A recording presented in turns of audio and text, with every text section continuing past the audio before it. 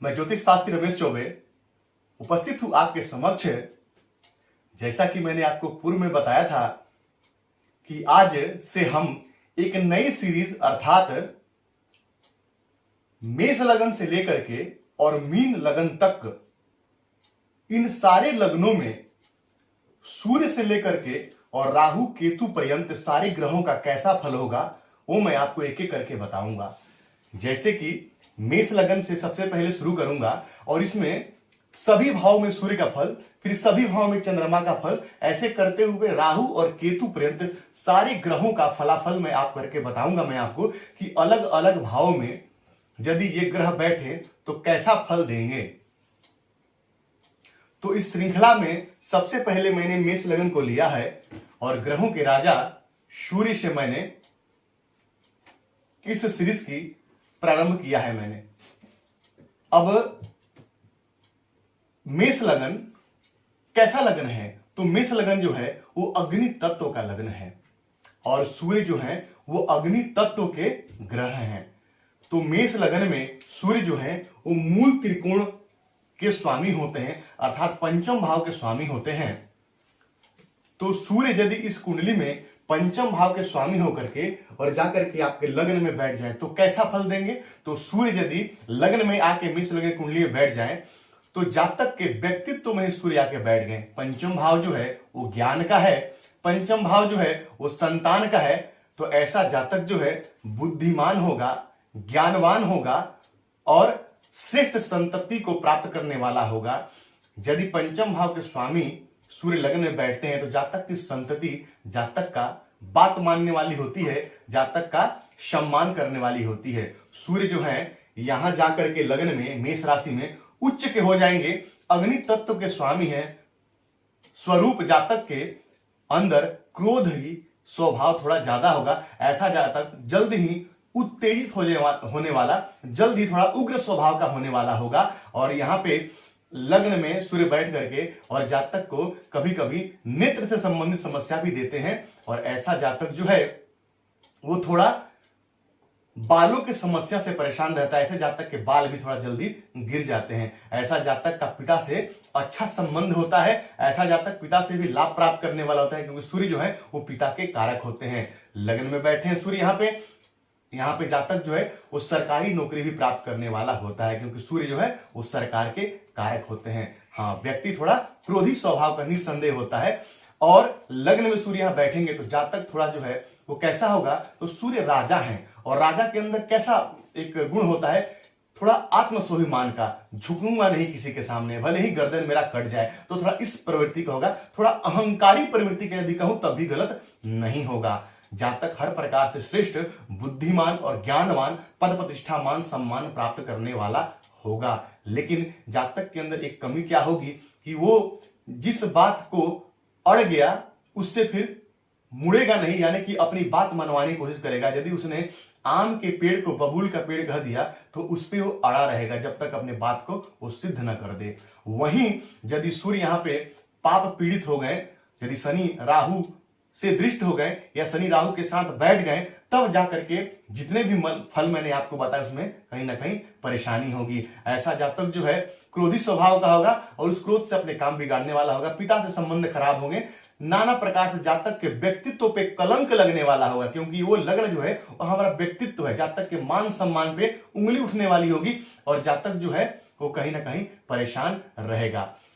एक बात और ध्यान रखना है इसमें आपको कि मंगल की राशि में बैठे हैं और यदि मंगल से तात्कालिक मैत्री संबंध है, तात्कालिक मैत्री मैंने आपको पहले ही बताया है। यदि मंगल यहां से 1 2 3 यहां पे या इधर से 1 2 3 यहां बैठे हैं तो समझिए कि बहुत ही श्रेष्ठ फल मिलने वाला है। इस अवस्था में सूर्य पीड़ित होकर के भी बहुत ज्यादा नुकसान नहीं करेंगे, थोड़ा बहुत ही नुकसान करेंगे। लेकिन वही मंगल के साथ ही यदि लग्न में आके बैठ गए तो तात्कालिक शत्रुता में हो जाएंगे, तब भी बहुत ज्यादा नुकसान नहीं करेंगे। लेकिन यहां जातक को अपने क्रोध पे संयम रखना पड़ेगा क्योंकि जातक अतिशय क्रोधी हो जाएगा।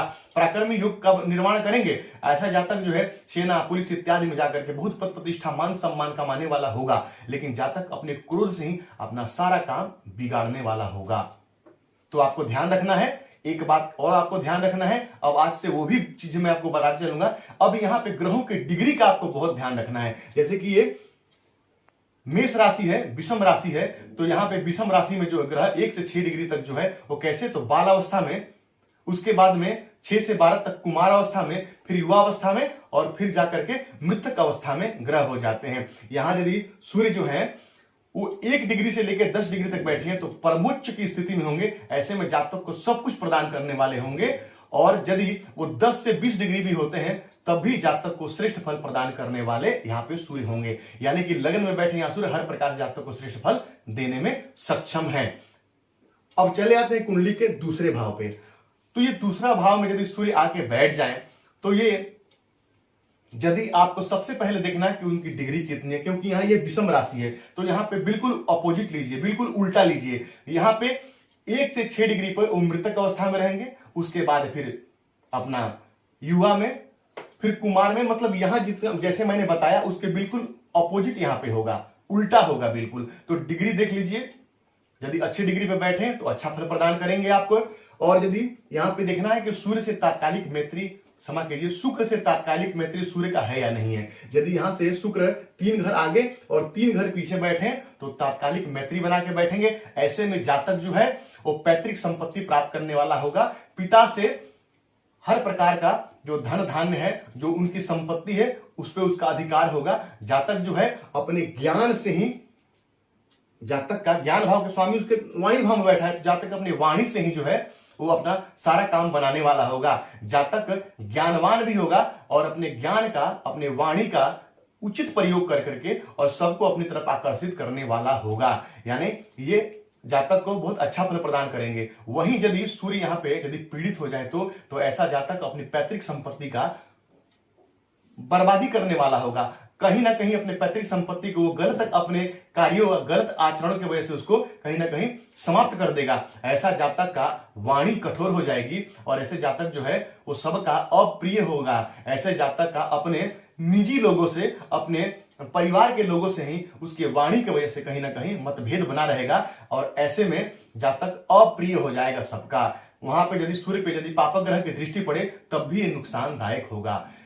यदि ये पुरुष की कुंडली है तो दाहिना आंख, और यदि स्त्री का कुंडली है तो बायां आंख में ऐसे में समस्या होने की संभावना बहुत ज्यादा रहती है। तो ये आपको देखना पड़ेगा। सूर्य यदि यहाँ पीड़ित है तो आंखों में समस्या लेके आते हैं, पुरुष के दाहिने आंख में और स्त्री के बाएं आंख में। यदि पीड़ित नहीं है और यदि तात्कालिक मैत्री बैठे हैं तो सारे अच्छे फल आपको देंगे, हर प्रकार से श्रेष्ठ होगा। लेकिन यदि पीड़ित हैं तो जितने भी मैंने आपको फल बताया इस प्रकार के फल आपको मिलेंगे। वहीं यदि सूर्य आकर के और कुंडली के तीसरे भाव अर्थात पराक्रम भाव में बैठ जाए तो बहुत अच्छा है, क्योंकि सूर्य पराक्रम भाव में, पराक्रम भाव भी एक त्रिक भाव है, तो यहाँ पे सूर्य से यदि क्रूर ग्रह बैठे तो ये अच्छा है। ऐसा जातक पराक्रमी होगा और अपने पराक्रम से ही जो है अपने भाग्य की उन्नति करने वाला होगा। जातक अपने ज्ञान से अपने पराक्रम की उन्नति और अपने पराक्रम से ही अपने भाग्य की उन्नति करने वाला होगा। हर प्रकार से श्रेष्ठ है जातक के लिए। ऐसा जातक का जो है एक समस्या है कि छोटे भाई बहनों से कहीं ना कहीं तालमेल में समस्या रहता है। छोटे भाई बहनों से कहीं ना कहीं जातक का वैमनस्य बना रहता है और ज्यादा ही यहाँ पे सूर्य पीड़ित हो जाते हैं तो ऐसे में छोटे भाई बहन नहीं भी होते हैं कई बार। तो आपको ये देखना पड़ेगा कि कितने डिग्री पे बैठे हैं। बुध के साथ यदि तात्कालिक मैत्री में बैठे हैं तो हर प्रकार से आपको श्रेष्ठ फल देंगे, आपको श्रेष्ठ पराक्रमी बनाएंगे और आप अपने पराक्रम से ही सब कुछ प्राप्त करने वाले होंगे। ज्ञानी भी होगा ऐसा जातक और पराक्रमी भी होगा। और यदि कोई ज्ञानी व्यक्ति ज्ञानी और पराक्रमी दोनों हो जाए तो फिर क्या पूछना है। लेकिन यह यदि वो पीड़ित हो जाते हैं, यदि राहु केतु शनि से पीड़ित हो जाते हैं, तब जाकर के अपने प्रभाव में थोड़ा बहुत समस्या लेके आएंगे। लेकिन फिर भी बुध के साथ यदि तात्कालिक मैत्री बना के बैठे हैं तो बहुत अच्छा फल देंगे। बुध यदि साथ में बैठ जाते हैं तब भी आप घबराने की आवश्यकता नहीं है, क्योंकि बुध जो है यहाँ स्वयं की राशि में बैठेंगे अपनी मिथुन राशि में और बुधादित्य योग का निर्माण कर देंगे। ये अत्यंत श्रेष्ठ है। हालांकि बुधादित्य योग जो है वो केंद्र त्रिकोण में ज्यादा अच्छा फल प्रदान करता है, फिर भी यहाँ पे जातक को ठीक ठाक फल मिलेगा। वहीं यदि सूर्य यदि आके कुंडली के चौथे भाव में आके बैठ जाते हैं तो यदि सूर्य केंद्र के मालिक होकर के त्रिकोण में आके बैठ जाए तो केंद्र त्रिकोण राजयोग का निर्माण करेंगे और ऐसा जातक जो है भूमि से, वाहन से, मकान से, हर प्रकार से समृद्ध होगा। ऐसा जातक जो है, जातक की शिक्षा भी पूरी होती है, क्योंकि चौथे भाव से हम शिक्षा का विचार करते हैं और पंचम भाव से भी शिक्षा का विचार करते हैं। तो ऐसे में जातक का जो है शिक्षा अच्छा होगा। जातक के पिता से भी जातक का, क्योंकि यहां से दृष्टि डालेंगे कुंडली के दसम भाव पे, तो ऐसे में जातक का पिता से भी अच्छे संबंध होगा। ऐसा जातक सरकारी नौकरी में भी श्रेष्ठ सफलता प्राप्त करने वाला होता है। राजनीति में भी ऐसा जातक श्रेष्ठ सफलता प्राप्त करने वाला होता है। यानी जातक हर प्रकार से कहीं ना कहीं यहाँ पे समृद्ध होता है। लेकिन वहीं जातक यदि सूर्य यदि यहाँ पे पीड़ित हो जाए आकर के तो कैसा फल प्रदान करेंगे? तो सूर्य यदि यहाँ पे पीड़ित हो जाते हैं, राहु केतु शनि से पीड़ित हो जाते हैं यहाँ करके, तब कहीं ना कहीं समस्या होगी। जातक अपने पिता से जो है वो मतभेद करने वाला होगा और जातक का कहीं ना कहीं जो भूमि, वाहन, मकान, जितने भी सुख बताया मैंने उसमें, वो थोड़ी विघ्न बाधा के बाद उसको सफलता उसमें मिलेगी। थोड़ी परेशानी जातक के साथ बनी रहेगी। लेकिन यदि देवगुरु बृहस्पति यदि खुद यहाँ आके बैठ जाए, तो यहाँ बृहस्पति जो है उच्च के होते हैं, या चंद्रमा भी यदि आके यहाँ बैठ जाए जो स्वराशि में, तो बहुत अच्छा है। चंद्रमा जबकि यहाँ पे बैठेंगे तो अमावस्या योग का निर्माण करेंगे। लेकिन यदि यहाँ पे बृहस्पति आके बैठते हैं तो ऐसा जातक श्रेष्ठ ज्ञानी होता है, बुद्धिमान होता है। और ऐसा जातक जो है बृहस्पति, और बृहस्पति ज्ञान है और सूर्य आत्मा है, तो ऐसा जातक का आत्मज्ञानी होता है, अर्थात शिक्षक योग का निर्माण यहाँ पे हो जाता है। ये बड़ा ही श्रेष्ठ है। वही यदि सूर्य पंचम भाव के स्वामी होकर पंचम भाव में ही बैठते हैं यहाँ करके, तो ये अत्यंत श्रेष्ठ है। ऐसा जातक जो है बुद्धिमान होगा, ज्ञानवान होगा, उसकी शिक्षा बहुत अच्छी होगी। ऐसा जातक जो है वो कहीं ना कहीं सरकारी नौकरी में भी होता है, और यदि प्राइवेट नौकरी में भी होगा तो कहीं ना कहीं प्राइवेट लिमिटेड जो कंपनियां होती हैं उसमें होगा, अच्छे पद पे होगा। हर प्रकार से जातक जो है यहाँ श्रेष्ठ सफलता प्राप्त कर। जातक को यहाँ पे एक समस्या थोड़ी आ सकती है, क्योंकि सूर्य जो है क्या है, तेज है, अग्नि है। तो पंचम भाव जो है वो जातक के विवाह के बाद उसके संतान प्राप्ति में समस्या देगी। गर्भपात इत्यादि होने की समस्या यहाँ पे बनी रहेगी। और जातक की पत्नी का, और यदि कोई स्त्री की कुंडली है तो स्वयं का गर्भपात होने की समस्या बनी रहेगी, और संतान से थोड़ी परेशानियों का सामना जातक को करना पड़ सकता है। ये हमारे पेट का भाव है, तो पेट में जातक के जलन रह सकता है, एसिडिटी, गैस की प्रॉब्लम ऐसे में जातक को रह सकती है। ये समस्या थोड़ा यहां बैठ के देंगे, नहीं तो बाकी मामलों में श्रेष्ठ सफलता देंगे। यदि पीड़ित हो जाते हैं यहां बैठ करके, तो मैंने आपको बताया ऐसे में शिक्षा में थोड़ी समस्या होने लगती है और शिक्षा में रुकावट आने लगती है, और जातक के जो है संतान को भी लेके कहीं ना कहीं समस्या आती है। वही यदि यहाँ सूर्य यदि कुंडली के छठे भाव में आके बैठ जाते हैं तो छठे भाव में जो सूर्य आके बैठ जाते हैं, तो ये मैं आपको बता रहा हूं कि पंचम भाव जो है संतान और ज्ञान का है।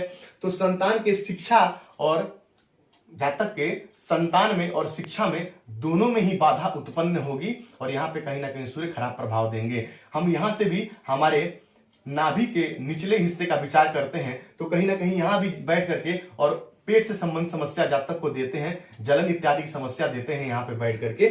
और यहाँ बैठ के सूर्य जो है, मैं आपको एक बात बता दूं कि नौकरी का भाव है हमारे, तो यहाँ सूर्य बैठ करके और जातक को सरकारी नौकरी भी देते हैं। यहाँ बैठ के सूर्य जो है वो शत्रुओं का दमन भी करते हैं यहाँ पे, क्योंकि सूर्य जो है एक क्रूर ग्रह या पाप ग्रह भी यदि मैं कहूं तो इसमें कोई गलत नहीं होगा। तो यहाँ सूर्य बैठ करके जो है वो जातक के शत्रुओं का दमन करने वाले होते हैं। और यदि यहाँ सूर्य पीड़ित हो जाए तब कैसा फल देंगे? तो सूर्य यदि यहाँ पीड़ित हो जाए तो ऐसा जातक जो है वो कोर्ट कचहरी केस मुकदमा में अपना धन व्यय करेगा, अपना समय व्यय करेगा, और जातक परेशान रहेगा। जातक का जो है व्यय बढ़ा रहेगा, क्योंकि यहां से दृष्टि वो व्यय पे डालेंगे, तो कोर्ट कचहरी केस मुकदमा में जातक परेशान रहेगा। लेकिन फिर भी ऐसे जातक के शत्रु उसके समक्ष टिक नहीं पाएंगे, क्योंकि यहाँ सूर्य बैठ के शत्रुओं का दमन तो करेंगे ही करेंगे। ये मातुल पक्ष है, जातक का जो है मातुल पक्ष से थोड़ी समस्या रहेगी, यानी ननिहाल से जो है वो तालमेल में थोड़ी समस्या रहेगी। अब यदि वही सूर्य यदि कुंडली के सप्तम भाव में आके बैठ जाए तो यहाँ सूर्य जाके सप्तम भाव में जो है वो नीच के हो जाते हैं। कितने अंश तक? तो 10 अंश तक ही सूर्य जो है वो परम नीच के माने जाते हैं। तो ऐसे में संतान भाव के स्वामी होकर क्या करे, और सप्तम यहाँ बैठेंगे नीच के होके, तो जातक के संतान में समस्या आने लगी, संतान प्राप्ति में समस्या आएगी, और जातक का जो है दाम्पत्य खराब हो जाएगा। और यदि कहीं से इस नीच के सूर्य पे पाप ग्रह की दृष्टि पड़ गई तो 2 विवाह के योग बना देंगे। ऐसे में जातक का 2 विवाह होना कोई बहुत बड़ी बात नहीं है। ऐसे में जातक के 2 विवाह हो जाते हैं। यदि शुक्र के साथ तात्कालिक मैत्री में, यानी 3 घर आगे 3 घर पीछे बैठे हैं, तब तो बहुत ज्यादा समस्या नहीं देंगे, लेकिन फिर भी जातक के जो है पत्नी से उसका वैचारिक मतभेद तो रहेगा ही, कहीं ना कहीं मनमुटाव तो रहेगा ही। लेकिन यदि ये सूर्य 10 अंश से ऊपर है तो ये सामान्य सूर्य हो जाते हैं। मैंने इसके पहले भी आपको वीडियो बना के बताया है उच्च और नीच ग्रहों का। तब थोड़ी बहुत समस्या देंगे, लेकिन तब भी दाम्पत्य जीवन में कहीं ना कहीं पत्नी से जो संबंध ठीक होंगे नहीं। ये हमारे व्यवसाय का भाव है, तो यदि यहाँ पे ये खराब होकर बैठे हैं तो जातक के व्यवसाय में भी समस्या उत्पन्न होती है, और ऐसा जातक व्यवसाय में बार बार नुकसान खाता है। यदि पार्टनरशिप में व्यवसाय करे तब भी जातक को यहाँ पे धोखा मिलता है। लग्न पे दृष्टि डालेंगे सूर्य, तो जातक थोड़ा उग्र प्रवृत्ति का होगा और कहीं ना कहीं थोड़े गुस्सेल प्रवृत्ति का होगा। हाँ, जातक को बुद्धिमान तो निश्चय ही बनाएंगे, लेकिन थोड़ा बहुत गुस्सेल प्रवृत्ति का और आत्मस्वाभिमानी टाइप का जो है, थोड़ा अहंकारी टाइप का भी जातक होगा। वही यदि सूर्य यदि कुंडली के अष्टम भाव में आके बैठ जाए तो ये कैसा होगा? तो सूर्य देखिए, अष्टम भाव जो है किसका है? मृत्यु का स्थान है, और सूर्य आत्मा है। तो मृत्यु जो है वो आत्मा के घर में जाकर के और बहुत खराब फल नहीं देता है। तो यहाँ पे सूर्य का अष्टम भाव में, सूर्य को अष्टम भाव का दोष नहीं लगता है। अब ज्ञान भाव के मालिक आके कुंडली के अध्यात्म के घर में बैठ जाएंगे तो ऐसा जातक जो है वो आध्यात्मिक होगा। ऐसा जातक जो है वो गूढ़ विद्याओं की तरफ, क्योंकि पंचम भाव हमारे ज्ञान का है, हमारे शिक्षा का है, तो ऐसा जातक कभी कभी गूढ़ अध्ययन में भी, ज्योतिष में, तंत्र मंत्र में इत्यादि में भी रुचि नहीं लेने लगता है, और ऐसा जातक जो है उसमें भी पारंगत और सफलता प्राप्त करने वाला हो जाता है। ये बहुत ही श्रेष्ठ है। लेकिन ऐसा जातक का मैं आपको बता दूं, छठे और आठवें दोनों में भी यदि सूर्य बैठे तो ऐसा व्यक्ति यदि नौकरी करता है तो उसके जो बॉस होते हैं उससे उसका तालमेल ठीक नहीं रहता है। जब भी सूर्य खराब होंगे तो आप जिस स्थान पे नौकरी करते हैं तो आपके बॉस से आपका तालमेल ठीक नहीं होगा, उससे कहीं ना कहीं आपका समस्या आएगी और आपको बार बार नौकरी परिवर्तन करना पड़ सकता है। सरकारी नौकरी में यदि व्यक्ति होगा तो कहीं ना कहीं बार बार उसके ऊपर कानूनी कार्रवाई में भी वो फंस सकता है। तो ऐसे में यदि सूर्य यदि यहाँ पीड़ित हो जाते हैं तो जातक जो है तब भी बुद्धिमान होगा जातक, और बुद्धिमत्ता का प्रयोग करेगा। लेकिन बुद्धि कैसी? तो थोड़ी तिगड़मबाजी वाली बुद्धि लगाएगा और अपने जो अचल संपत्ति में वृद्धि करने वाला होगा। तो ये भी कहीं ना कहीं ठीक ही ठाक कहूंगा मैं। वहीं यदि सूर्य कुंडली के भाग्य भाव में आके बैठ जाते हैं तो सूर्य यदि कुंडली के भाग्य भाव में आके बैठ जाते हैं और देव गुरु बृहस्पति तात्कालिक मित्रता बना के बैठे हैं तो बहुत ही श्रेष्ठ है। 3 घर आगे 3 घर पीछे, और अंश वाइज भी यदि कौन सी राशि है तो ये विषम राशि है। मैंने बताया आपको कि 1 से 6 तक बालावस्था में, और 6 से 12 कुमार, और 12 से 18 जो युवा, और 18 से जो आगे फिर ये मृतक अवस्था में रहेंगे। तो इस प्रकार आपको देखना पड़ेगा। तो यहाँ जो सूर्य होते हैं, यहाँ भी सूर्य अति विशिष्ट कारक हो जाते हैं, और यहाँ भी सूर्य बैठ के जातक को हर प्रकार से श्रेष्ठ सफलता देने वाले होते हैं। जातक जो है बुद्धिमान होता है, ज्ञानवान होता है। एक त्रिकोण का मालिक दूसरे त्रिकोण में जाके बैठ जाए तो जातक उच्च शिक्षा प्राप्त करने वाला होता है। जातक की शिक्षा अच्छी होती है। कभी कभी देखा गया था जातक विदेश में भी जाकर शिक्षा प्राप्त करता है या घर से दूर जाकर के भी पढ़ाई करता है। ये हर प्रकार से श्रेष्ठ है। जातक का पिता से अच्छा संबंध होता है, और जातक बुद्धिमान, ज्ञानवान, यश, कीर्ति, पद प्रतिष्ठा प्राप्त करने वाला होता है। ऐसा जातक सरकारी नौकरी भी प्राप्त करने वाला होता है। तो ये हर प्रकार से श्रेष्ठ है। वहीं यदि सूर्य यहाँ पे पीड़ित हो जाए तब जाकर के क्या होगा? तब भी जातकों को यहाँ पे बहुत खराब फल नहीं मिलेगा, क्योंकि यहाँ सूर्य बैठ करके और अति विशिष्ट कारक हो जाते हैं। थोड़ी बहुत समस्या आएगी, लेकिन फिर भी जातक हर कार्यों में अपने सफल हो ही जाएगा। वहीं यदि सूर्य जाके कुंडली के दसम भाव में बैठ जाए तो ये बहुत ही श्रेष्ठ है, क्योंकि दसम भाव में सूर्य जाकर के, हालांकि शनि की राशि है फिर भी कोई बात नहीं, यहाँ पे जाके सूर्य जो है वो दिग्बली हो जाते हैं। यहाँ जो सूर्य को दिग्बल प्राप्त होता है। ऐसे में जातक जो है ये हमारे नौकरी, ये हमारे जो है प्रशासन शासन का क्षेत्र है। तो यहाँ पे जाकर के जब ये सूर्य बैठेंगे जातक जो है वो सरकारी नौकरी करने वाला होगा और श्रेष्ठ नौकरी करने वाला होगा, और उस नौकरी में उच्च पद अधिकारी भी बन सकता है। मान सम्मान, पद प्रतिष्ठा प्राप्त करने वाला होगा। राजनीति में यदि है तब भी श्रेष्ठ सफलता प्राप्त करने वाला होगा। पिता से जो है उसके संबंध अच्छे होंगे, लेकिन ध्यान रखना यहाँ से दृष्टि कुंडली के चौथे भाव पड़ेगी तो मां के स्वास्थ्य को थोड़ा कमजोर कर देंगे। मां के स्वास्थ्य में परेशानियां आएगी। मां के स्वास्थ्य में निरंतर उतार और चढ़ाव बना रहेगा। लेकिन जातक का दिन दुगुना रात चौगुना तरक्की यहाँ पे होगी। यदि शनि से तात्कालिक मैत्री संबंध बना ले तो फिर तो पूछने की बात ही नहीं रही। शनि 3 घर आगे 3 घर पीछे बैठे तब तो अत्यंत श्रेष्ठ फल देने वाले होंगे। लेकिन यही यदि यहाँ पे पीड़ित हो जाएंगे सूर्य तब क्या होगा? तो जातक नौकरी तो करेगा, लेकिन कहीं ना कहीं वो क्या होगा कि उसके बॉस के साथ संबंध खराब रहेंगे, और कहीं ना कहीं जातक जो है नौकरी में दंड इत्यादि जो है वो भी उसको मिल सकता है। तो इस बात का ध्यान आपको रखना पड़ेगा। वहीं यदि सूर्य कुंडली के आय भाव में आके बैठ जाए तो बड़ा ही श्रेष्ठ है। आय भाव में सूर्य बैठ जाए तो ऐसा जातक जीवन में कभी भी आय के लिए यानी धन के लिए परेशान नहीं होता है।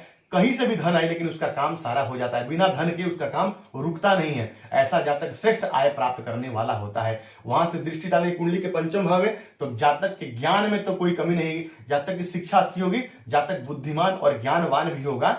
लेकिन चूंकि संतति का भाव है तो संतति से संबंधित समस्या, हालांकि उनका खुद का घर है लेकिन फिर भी जातक को संतान से संबंधित समस्या यहां पे जातक को देंगे। जातक का गर्भपात जो है, यदि स्त्री है तो गर्भपात और पुरुष है तो उसकी पत्नी का गर्भपात इत्यादि होने की समस्या होती है। संतान में कहीं ना कहीं बाधा उत्पन्न यहां पे बैठ के करेंगे, बाकी किसी मामलों में नहीं करेंगे।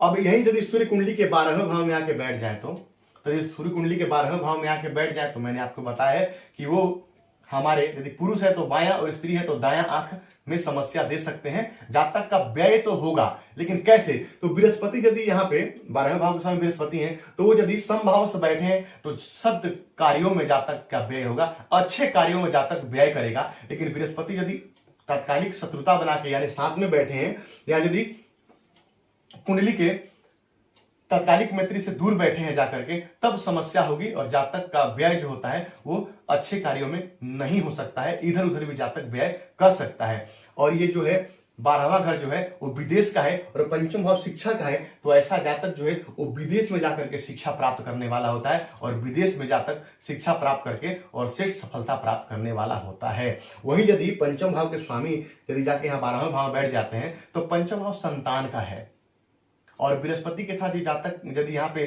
सूर्य के संबंध अच्छे नहीं होते हैं तो वो हॉस्पिटल का खर्चा भी है। तो ऐसे ही जातकों का जो है पैसा जो है वो हॉस्पिटल के खर्चों में, संतान प्राप्ति के लिए आपने देखा होगा आजकल संतान प्राप्ति को लेकर लोग बहुत परेशान है। तो ऐसे में ही लगता है टेस्ट ट्यूब बेबी इत्यादि में जातक का जो माने हॉस्पिटल में संतान के लिए पैसा खर्चा हो जाना, या तो संतान होने में समस्या या तो संतान होने के बाद भी संतान को कोई ऐसी प्रॉब्लम आ जाए कि लगातार जातक का जो धन है वो हॉस्पिटल में व्यय होता रहे, तो ये भी ध्यान रखना है। तो ये मैंने आज आपको सभी भाव में सूर्य के फल का यहाँ पे आपको बताया। अब एक चीज और आपको मैं बता दूं कि यहाँ पे रत्न के बारे में थोड़ा सा बता दूं कि किस किस भाव में सूर्य बैठे तो रत्न पहनना है। तो यहाँ जो सूर्य यदि लग्न में बैठे हैं तो आप निस्संदेह रत्न पहन सकते हैं क्योंकि आप उच्च हो जाते हैं। दूसरे भाव में यदि शुक्र तात्कालिक मैत्री बना के बैठे हैं तब भी यहाँ पे आप सूर्य का रत्न पहन सकते हैं। यहाँ पराक्रम भाव में यदि सूर्य बैठे हैं तब भी सूर्य का रत्न पहन सकते हैं। चौथे भाव में सूर्य बैठे हैं तब भी सूर्य का रत्न पहन सकते हैं। पंचम भाव बैठे हैं तब भी सूर्य का रत्न पहन सकते हैं। छठे भाव में यदि बैठे हैं तो सूर्य की आराधना कीजिए, सूर्य भगवान के मंत्रों का जाप कीजिए, उनको अर्घ्य प्रदान कीजिए, आदित्य हृदय स्तोत्रम का पाठ कीजिए, इससे आपको फायदा होगा। कुंडली के सप्तम भाव में बैठे हैं यदि इनका नीच भंग हो जाता है यानी कि शुक्र साथ में बैठ जाए या शुक्र की दृष्टि पड़ जाए तो नीच भंग हो जाएगा। तो जो नीचत्व भंग हो जाता है तो आप सूर्य के यहाँ रत्न पहनिए, तब तो कोई दिक्कत नहीं है। लेकिन यदि नीचत्व भंग नहीं होता है तो सूर्य की आराधना कीजिए। अष्टम भाव में बैठते हैं तब भी मैं कहूंगा सूर्य की आराधना कीजिए, रत्न मत पहनिए। विशेष परिस्थितियों में किसी अच्छे ज्योतिषी को दिखा करके और सूर्य का रत्न यहां भी आप पहन सकते हैं, लेकिन आराधना यदि करें तब भी आपको लाभ मिलेगा। 9 भाव में बैठे हैं बिल्कुल सूर्य का रत्न पहनिए। 10वें भाव में बैठे हैं तब भी सूर्य का रत्न पहन सकते हैं। एकादश में बैठे हैं तब भी सूर्य का रत्न पहन सकते हैं। और कुंडली के 12वें भाव में जो सूर्य बैठे हैं तो सूर्य की आराधना करना आपके लिए श्रेष्ठ होगा। ऐसे में सूर्य की आराधना करना आपके लिए लाभप्रद होगा। तो यकीन है आज कुंडली के सभी भाव में सूर्य का जो फल आपको समझ में आया होगा। नहीं आता है, एक और बात बता दूं, आप लोगों का फोन आता है, आप लोगों का बहुत सारा प्यार मिलता है, मुझे बहुत अच्छा लगता है। कोई भी समस्या हो, कुछ भी समझ में नहीं आ रही है, मैसेज कीजिए व्हाट्सएप पे मेरे, या तो मुझे कॉल करके भी आप लोग पूछ सकते हैं। मैं निस्संदेह आपका सवाल का जवाब दूंगा। तो आपको यदि मेरी बातें अच्छी लगी तो मेरे चैनल को लाइक कीजिए, सब्सक्राइब कीजिए, बेल आइकन को ऑन कर दीजिए ताकि जब भी मैं कोई नया वीडियो डालूं नोटिफिकेशन आपको तुरंत मिले। तो आपका दिन मंगल में हो, इसी मंगल कामना के साथ आज के लिए इतना ही। नमस्कार।